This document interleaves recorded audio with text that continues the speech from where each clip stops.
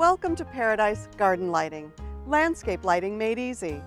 As a homeowner, you take pride in creating a home that reflects your personal style inside and out. Adding landscape lighting to your yard is one of the easiest ways to achieve greater curb appeal and also provide a measure of safety and security. Do you have an interesting architectural feature? Trees or shrubs that could be lit up? Or a walkway? Or steps that would be safer if well lit? It's like jewelry for your yard. It creates that perfect finishing touch. Seriously, if you can put up holiday lighting, you can do this. And why not? You'll reap the benefits all year long. Come along with me while I show you just how easy it really is. Like any successful project, the place to start is with a plan. Walk around your home, especially after dark, and note the areas that could be improved with lighting. First, I used my trusty flashlight to help me determine the best locations to enliven my home with light. Now for the really fun part, choosing the lighting fixtures. For this project, I plan to use these carriage-style lights on either side at the base of the steps, providing a welcoming touch leading to my front door. Then I'll use these walk lights to accent my landscape border and shed some light down along my sidewalk. And lastly, I'll use these floodlights to create an uplighting effect on my porch and the brick on the corner of the house. This rock floodlight will add a natural-looking element in my garden.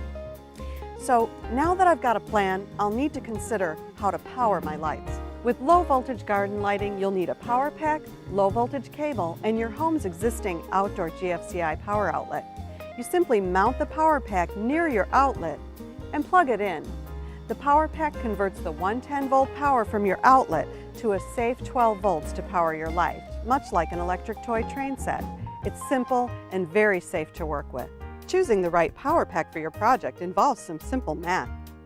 Add up the bulb wattages of the fixtures you plan to use. In this case, I'm using 9 10-watt walk lights, 2 35-watt floodlights, and 1 20-watt floodlight. This makes a total of 180 watts, so I'll need to choose a power pack with enough wattage capacity to cover this. In this case, a 200-watt power pack will suffice. You may want to choose a power pack with even more wattage capacity, like 300 or 600, so that you can expand your system in the future. Just remember, you have to use a power pack with more wattage capacity than the total wattage of all the lights in your system. Along with the power pack, you'll need low-voltage cable to run the power to your lights. This guide will help you determine the proper gauge to select. Keep in mind, the lower the number, the higher the capacity. Now that I have my lights, power pack, and cable ready to go, it's time for the installation. I'll start by preparing all of my fixtures. They're so easy to assemble right out of the box. Just a few quick fittings, and I'll pop in the bulbs and I'm ready. I've assembled them all in one place so that I can account for all my parts and pieces and keep them safe. Next, I'll place my lights where I want them positioned. Depending on the condition of your soil, it may help to use a garden trowel to get a hole started and make pushing the fixture in a little easier. And remember, always push the fixture using the stake instead of the top of the light.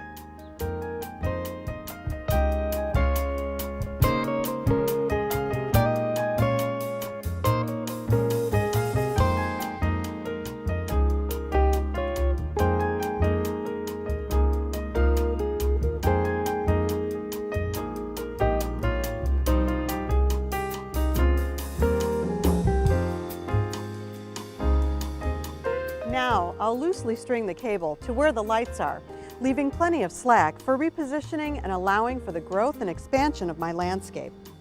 These lights are so easy to attach to the cable because of this great quick clip connector. And if I decide I want to reposition a light, I just unclip it, move the fixture, and reclip it.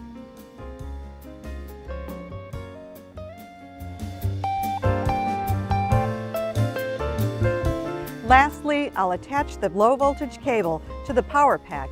It's as easy as attaching speaker wires to your stereo system.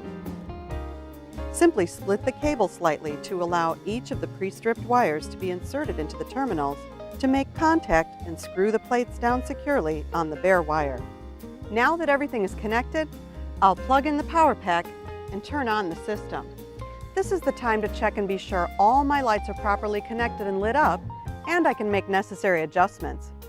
At this point, it's a good idea to wait until dark to see if all the lights are positioned for optimal lighting effect. After I've finished the installation, tested the system and made adjustments, I'll come back and conceal the cable under the mulch. There's no need to bury the cable, I just want to get it out of sight.